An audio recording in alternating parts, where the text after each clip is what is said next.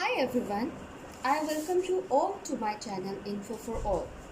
I am starting a series of lectures on grammar and today's lecture is on clause. So what clause actually it is? Clause actually is a group of words and if it satisfies these three conditions, then we can say it is a clause. First of all, it needs to be a group of words, then there should be subject and verb combination, and then it should give a complete thought by itself. Let's take an example and see whether it is a clause or not. Example is Salma eats ice cream. Let's see whether it satisfies all three conditions or not. So first of all, it's a group of words. Yes, it is a group of words. We can see there are more than one word. Then, is there a subject and verb combination in it? Yes, Salma is a subject and eats is a verb. So it means that it has a subject and verb combination. And then it should give a complete thought by itself. So we see that Salma eats ice cream is giving a complete thought, and we can completely understand what is written or what a person is actually trying to say when he says that Salma eats ice cream. So it's a complete thought by itself. Let's take another example and see whether. Let's take another example. Ali plays basketball daily. Let's see whether it satisfies all three conditions. Is it a group of words? Yes, it is group of words. Is there a subject and verb combination in it? Yes, there is a subject and verb combination in it. As we can see that Ali is a subject and plays is a verb. So it has the subject and verb combination in it. And is it giving a complete thought by itself? So we can see yes, it is very well giving the complete thought by itself and it is making a complete sense. So we can see and say that it is hence it is a clause. So let's move further and see how many clauses actually there are. Clauses are mainly divided into two parts: main or independent clause, dependent or subordinate clause.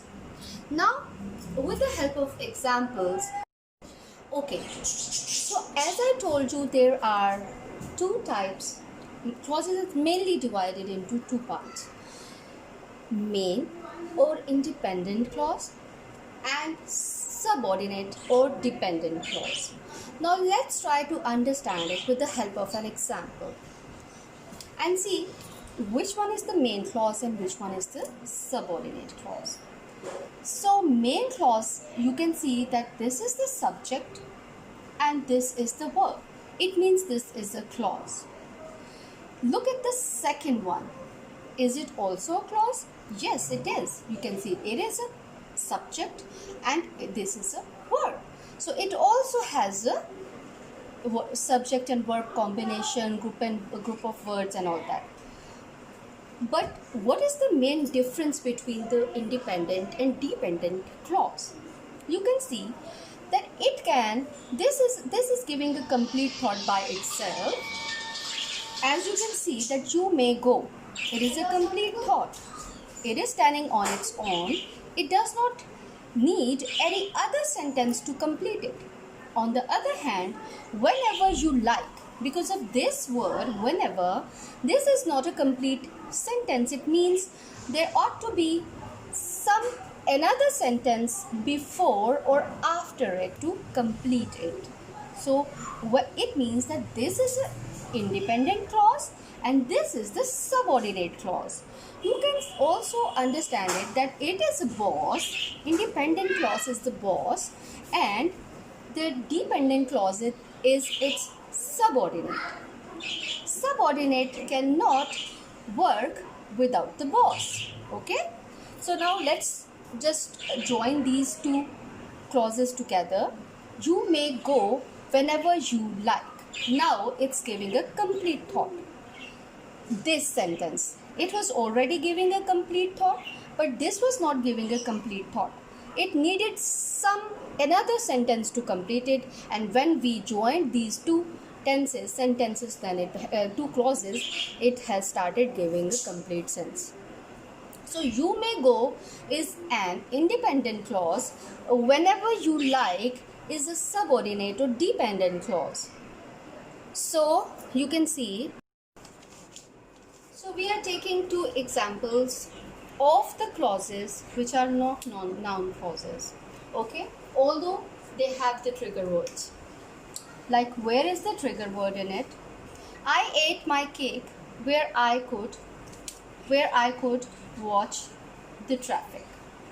So this is satisfying one condition, that it has a trigger word, but it does not.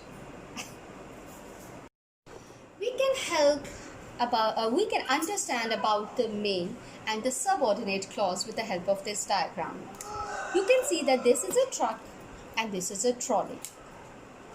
A truck can move on its own, but a trolley cannot. Trolley needs a truck to move it. So is the case with the subordinate and the main clause. A main clause can move on its own, but the subordinate cannot. Subordinate clause cannot.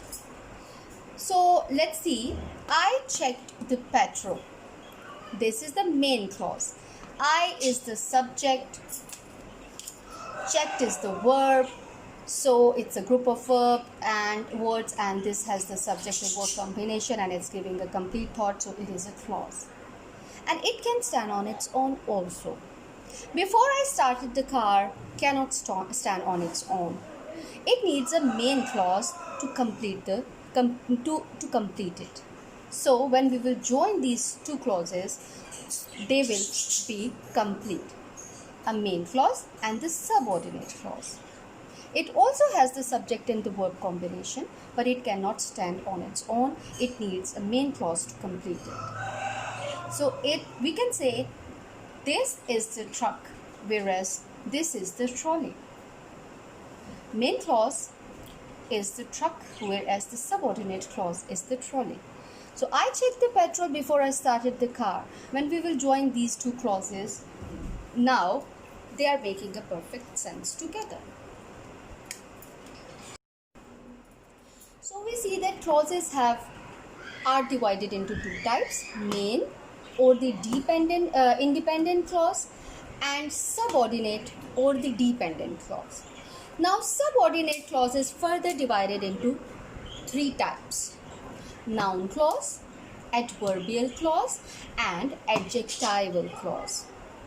Now in today's lecture, I will only cover noun clause because this needs an in-depth study. So we will only be covering a noun clause in this lecture.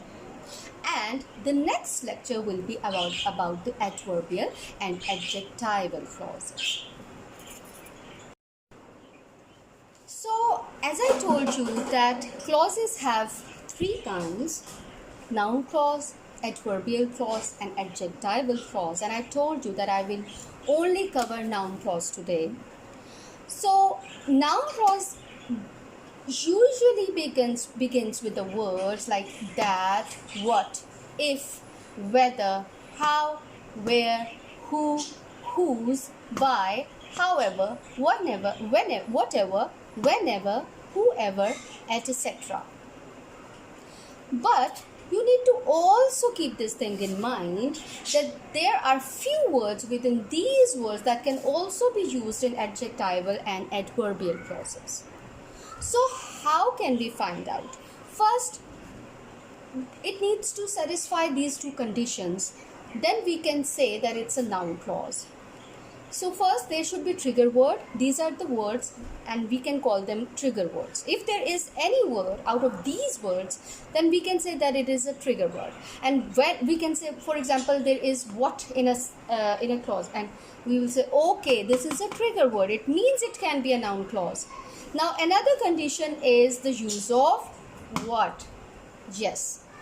If we place or put what after the main verb and it answers the what question, then we can say that it is noun clause.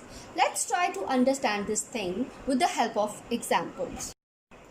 Let's take few examples.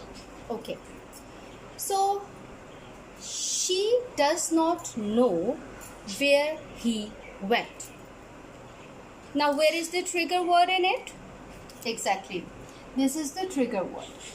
So we can see and say that okay, it could be a noun clause, but as I've already told you that these words can also be used in adverbial and adjectival words. But when there is a word like where and I've told you the other words, so we can say that it is a trigger word. So we see when we saw that there is a trigger word in a sentence, so we should also find out that whether it is going to satisfy the other condition, that is what. And I had told you that we need to put the question what in front of the main noun. So know what. So if it answers the question, then it is a noun clause. Let's see, she does not know what she didn't know, that where he went. So it is answering this question.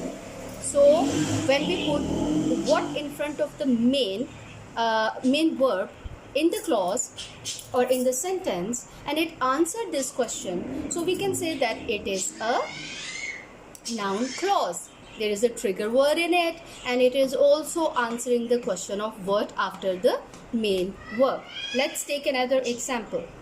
Salma did not know that the police arrested her friends. Now where is the trigger word? That is a trigger word. Now we will add what after the main verb of the sentence. So Salma did not know what Salma did not know. Let's see whether it answers, the second part answers this question or not. The police arrested her friends. Salma didn't know that police arrested her friends. So this is also satisfying these two conditions, that it has a trigger word and it is also answering the what question. Let's take two more examples. Let's take two more examples. I don't remember when he left. So we see that it has a trigger word when. So we wonder whether it could be a noun clause or not. So let's put what in front of the main verb. I don't remember what. I don't remember that when he left. So it means that it is also a noun clause because it is answering this question. She decided that she would become a teacher. Now here is the trigger word and decided is the main verb. Let's put what in front of the main verb. She decided what? She decided that she would become a teacher. So it has a trigger word and it is also answering the question of this word what. So this is also a noun clause. Let's take an example of a clause which is not a noun clause. Okay? So let's take these two examples. They will study whenever the book will arrive. So we see that it has a trigger word where, whenever. But we also need to see whether it is going to satisfy the other condition, that is answering of what question. So this is the main verb and we put what in front of it. So they will study what? The book will arrive. See, they will study what? The second part is not answering this question. They will study what? The book will arrive. So it is not answering this question. So it is not a noun clause. Let's take another example. They came. This is the main verb and this is the trigger word. They came what? We will put what in front of the after the main verb. They came what? When the storm ended. So they came what? It is also not answering this question. So this is also not a noun clause. So this is how we can very easily find out about the noun clause, that they should have the trigger words that I've told you in my lecture, and also they need to answer the question of what when we put them in the main verb, after the main verb. And if it answers, the second part answers the question of what, then it is a noun clause. Thank you very much for watching this lecture, and stay tuned for the more useful and informative videos.